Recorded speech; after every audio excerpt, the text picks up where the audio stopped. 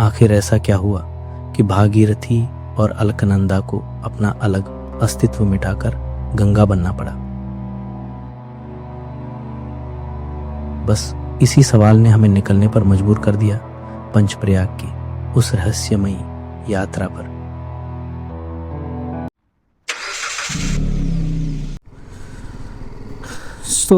नमस्कार दोस्तों, ये हमारी पंचप्रयाग का सबसे पहला पॉइंट जो हम पहुंच चुके हैं विष्णु प्रयाग, और ये सामने ही है विष्णु प्रयाग। चलिए आइए आपको दिखाते हैं पूरा और इसके बारे में कुछ डिटेल्स बताते हैं। पहले बाइक पार्किंग में लगा देते हैं कहीं, फिर चलते हैं यहाँ पे ना।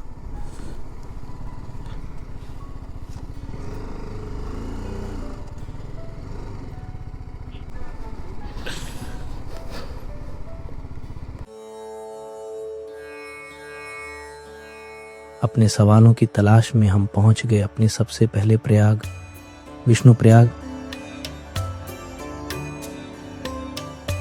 जैसे ही हम यहाँ पहुंचे, हमारे ठीक सामने भगवान विष्णु का मंदिर दिखाई दे रहा था और नीचे गहरी घाटी से पानी की तेज गर्जना लगातार सुनाई दे रही थी।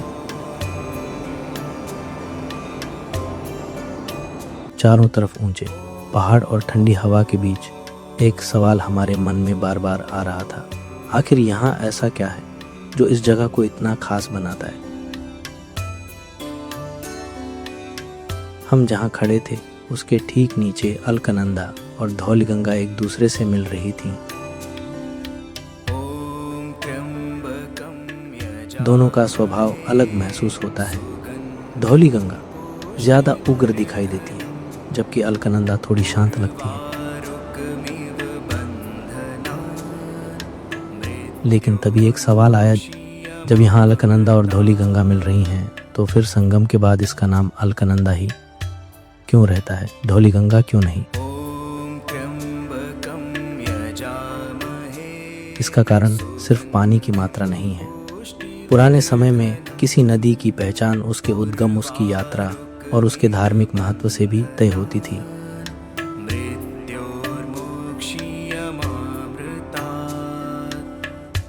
अलकनंदा बद्रीनाथ क्षेत्र से होकर आती है और सदियों से यात्रा और आस्था का महत्वपूर्ण हिस्सा रही है।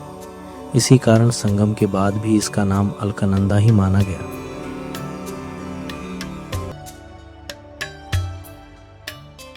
शायद इसी वजह से इसे केवल एक नदी नहीं बल्कि स्वर्ग से पृथ्वी तक आई एक पवित्र यात्रा भी कहा जाता है। मान्यता है कि इसी स्थान पर महर्षि नारद ने भगवान विष्णु की कठोर तपस्या की थी और उनकी साधना से प्रसन्न होकर भगवान विष्णु ने उन्हें यहीं दर्शन दिए थे।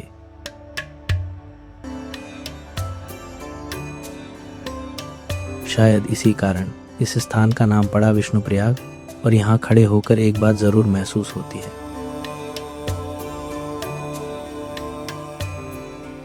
यह सिर्फ दो नदियों का संगम नहीं है, ये एक ऐसी जगह है जहाँ सवाल भी मिलते हैं और शायद कुछ जवाब भी। सो भाई निकल चुके हैं, रेडी हो गए हैं, ग्लव्स वगैरह पहन लिए अपने हमने, और बाइक पे बैठते हैं और निकलते हैं यहाँ से अपने अगले प्रयाग के लिए, नंद प्रयाग के लिए, जो कि होने वाला है यहाँ से करीब 80 किलोमीटर, 70 से 80 किलोमीटर के आसपास होगा। आपको अपडेट करते हैं। यहाँ से जोशीमठ, जोशीमठ से चमोली, चमोली से नंद प्रयाग। चलो जी, फिर आपको अगले प्रयाग पे मिलते हैं। सो गाइज़, ये अभी हम आ गए हैं नंद प्रयाग। ये हमारा दूसरा प्रयाग है विष्णु प्रयाग के बाद।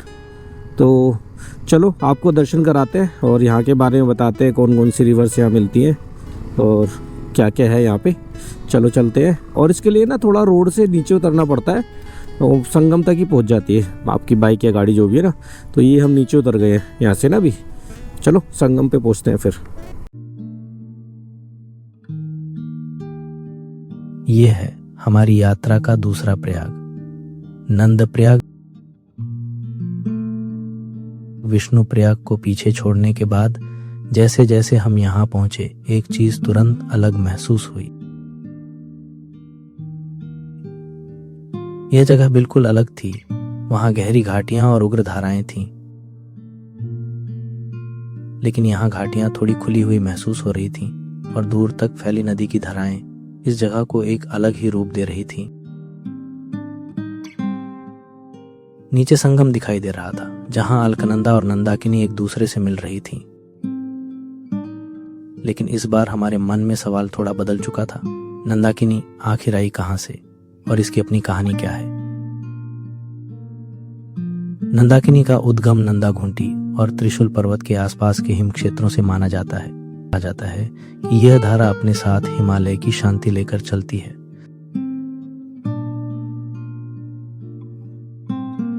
पहाड़ों, जंगलों और घाटियों से गुजरते हुए यह लंबी यात्रा तय करके यहाँ तक पहुँचती है और फिर यहाँ आकर अलकनंदा से मिल जाती है।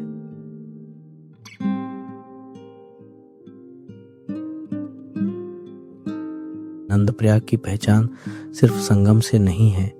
कहा जाता है कि प्राचीन समय में राजा नंद ने इसी स्थान पर भगवान विष्णु की कठोर तपस्या की थी।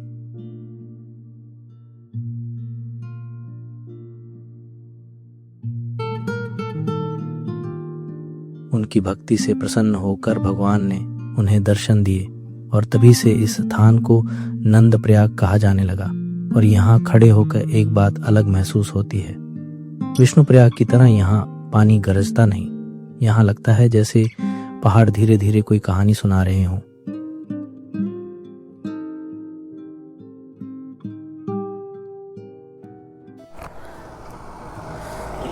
सो गाइज, ये अपना दूसरा प्रयाग हो गया है और अब चलते हैं अपने तीसरे प्रयाग की ओर, कर्णप्रयाग की ओर।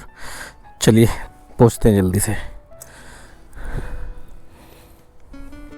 पहुँच गए हम अपने अगले प्रयाग पे, कर्णप्रयाग, और लगभग 20 किलोमीटर था वहाँ से। तो चलो आपको दिखाते हैं कर्णप्रयाग और बताते हैं इसके बारे में। तो ये अपना तीसरा प्रयाग है ये ना, इसके बाद 2 प्रयाग और बचे हैं। चलो।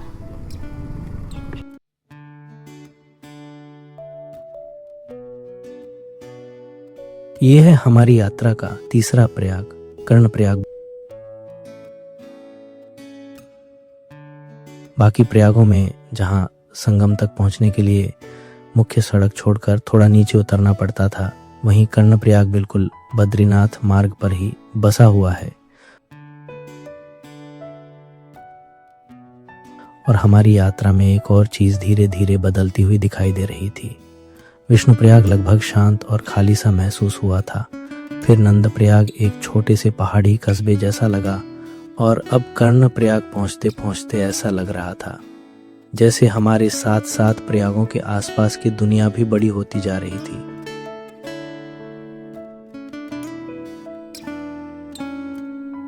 यहाँ पहुंचते ही गाड़ियों की आवाज, लोगों की हलचल और बाजार की रफ्तार महसूस होने लगती है। लेकिन इस हलचल के बीच नीचे एक कहानी सदियों से चुपचाप बह रही थी।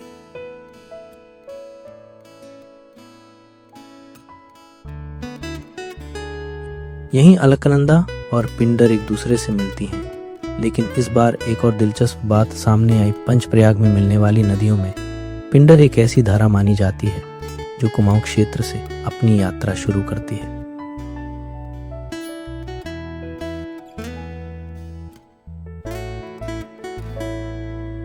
पिंडारी हिमनद से निकलकर ये ऊंचे पहाड़ों, घाटियों और जंगलों के बीच लंबा सफर तय करती हुई यहाँ तक पहुँचती है और फिर यहाँ आकर अलकनंदा में समा जाती है।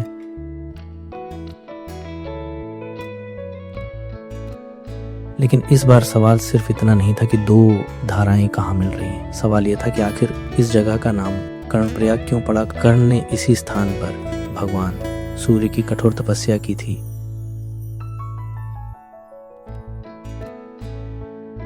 कहा जाता है कि अपनी दानवीरता और पराक्रम के लिए प्रसिद्ध कर्ण ने यहीं बैठकर शक्ति और आशीर्वाद प्राप्त किया था और तभी से इस स्थान को कर्णप्रयाग कहा जाने लगा।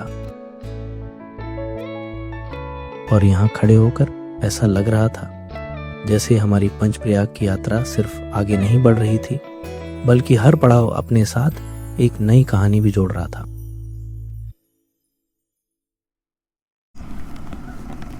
तो भाई सामने ही है संगम। हार्डली 20-30 मीटर चलना पड़ता है बस यहाँ पे ना।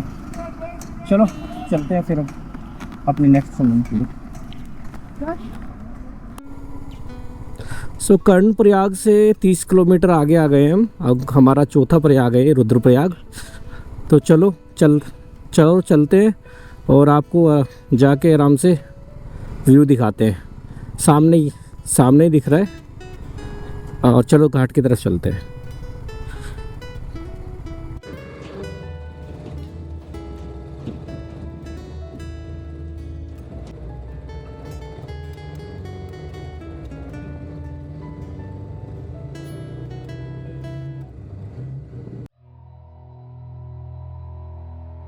यह है हमारी यात्रा का चौथा प्रयाग, रुद्रप्रयाग।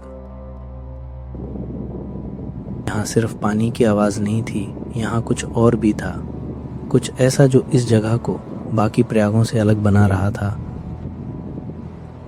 हमारे सामने अलकनंदा और मंदाकिनी एक दूसरे से मिल रही थी और इस बार संगम को देखकर ऐसा लग रहा था जैसे दो अलग यात्राएं एक जगह आकर रुक गई हों। क्योंकि मंदाकिनी सिर्फ एक धारा नहीं है, यह वही धारा है जो केदारनाथ के पवित्र क्षेत्र से निकलती है। बर्फीले पहाड़ों और गहरी घाटियों से गुजरते हुए ये अपने साथ एक अलग पहचान लेकर यहाँ तक पहुँचती है। और शायद इसी वजह से इस संगम को देखकर एक अलग सा एहसास होता है। लेकिन रुद्रप्रयाग की कहानी सिर्फ संगम तक सीमित नहीं है। मान्यता है कि महर्षि नारद ने इसी स्थान पर भगवान शिव की तपस्या की थी। उनकी साधना से प्रसन्न होकर भगवान शिव ने अपने रुद्र रूप में उन्हें दर्शन दिए थे और तभी से इस स्थान का नाम पड़ा रुद्रप्रयाग। और यहाँ खड़े होकर एक बात जरूर महसूस होती है, बाकी प्रयागों में लगता था जैसे हम किसी जगह को देख रहे हैं, लेकिन रुद्रप्रयाग में ऐसा लगता है जैसे कोई जगह आपको देख रही हो। और हमारी पंचप्रयाग की यात्रा अब अपने आखिरी पड़ाव की तरफ बढ़ रही थी।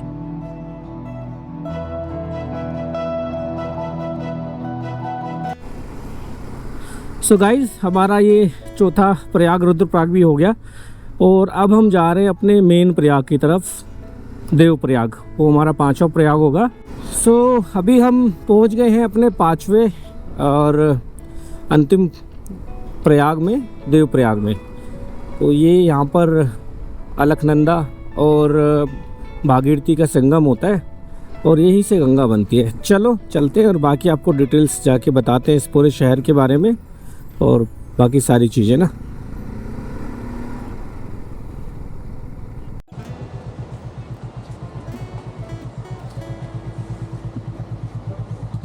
तो भाई ये बाइक खड़ी है अपनी और ये घाट है। तो आज तक मेरे को पता ही नहीं था कि यहाँ पे देवप्रयाग में इतने पास तक बाइक आ जाती है। गाड़ी तो थोड़ा दूर आती है, वो सामने भी दिखने आपको खड़ी है, वहाँ से पैदल आना पड़ेगा, बट बाइक बिल्कुल घाट पे आ जाती है, बस सीढ़ी उतरनी पड़ती है नीचे ना। चलो चलते हैं घाट पे। और यहाँ पे अच्छा से कैफ़े है, बाइट कैफ़े करके ना, पिज़्ज़ा वगैरह सब मिल जाते हैं इनके। चलो भाई अब चलते हैं नीचे।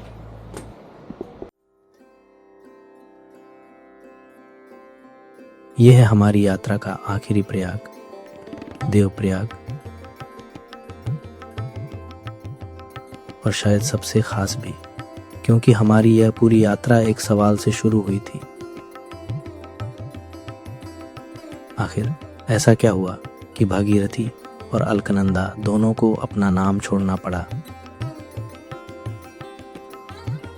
विष्णुप्रयाग से शुरुआत हुई, लेकिन अब हम देवप्रयाग में खड़े थे और यहाँ पहुँचते ही ऐसा लग रहा था जैसे पूरी यात्रा हमें इसी जगह तक लाने के लिए थी।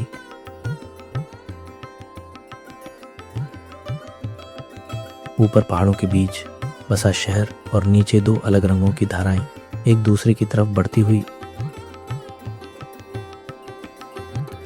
एक तरफ भागीरथी जो गंगोत्री क्षेत्र से अपनी लंबी यात्रा तय करके यहाँ तक पहुंची थी, और दूसरी तरफ अलकनंदा जो अपने साथ 4 प्रयागों की कहानियां लेकर यहाँ तक आई थी। लेकिन अब सबसे बड़ा सवाल यहाँ ऐसा क्या हुआ कि दोनों को अपना नाम छोड़ना पड़ा? इसके पीछे सिर्फ भूगोल नहीं बल्कि आस्था भी जुड़ी हुई है। पुराणों के अनुसार राजा भगीरथ की कठोर तपस्या के बाद माँ गंगा पृथ्वी पर आईं और स्थानीय मान्यताओं के अनुसार जब यह दिव्य धारा यहाँ तक पहुंची तो देवताओं ने इसी स्थान पर उनका स्वागत किया और इसी कारण इस स्थान को देवप्रयाग कहा जाने लगा।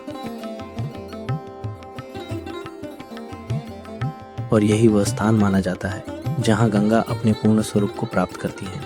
यही कारण है कि यहाँ भागीरथी और अलकनंदा दोनों अपने नाम छोड़ देती हैं, क्योंकि यहाँ कोई धारा खत्म नहीं होती।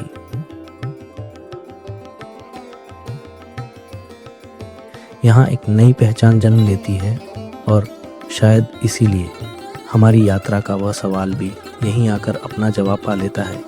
यहाँ सिर्फ नदियाँ नहीं मिलती, यहाँ कहानियाँ मिलती हैं, यात्राएं मिलती हैं और शायद इंसान को उसके जवाब भी मिल जाते हैं।